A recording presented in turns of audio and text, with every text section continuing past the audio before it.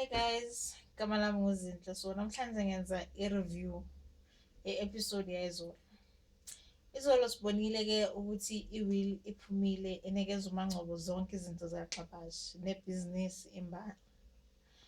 uMangcobo uthathe umxolisi uBhanana wamfaka lapha ebhizinisini, umxolisi ongafuni ukujunza imoto, umxolisi ongakwazi ukuthi ibhizinisi lokujunza imoto liphatha kanjani.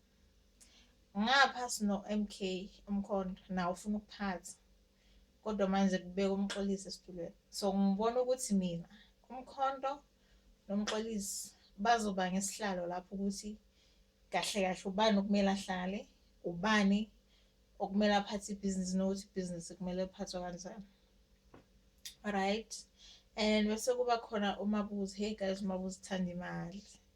Vele uMabuzi ufuna ukuyidlala umgxabhasha esefile imali yakhe. Hawu, ukunambithisa i-evidence ufuna imali eshisayo futhi. uMabuza kumele akalinde kancane, yazi akenze umsebenzi mahhala man, uyakhokhelwa anyway, it's fine.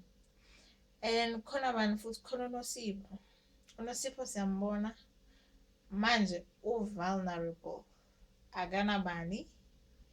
Babakhe bekade senhlizweni yakhe ushonile, akana-boyfriend, akanamngani.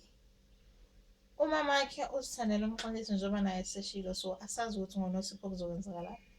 Kodwa-ke hopeful ukuthi Umkhonto ukhona lapho uzomgada, yabo.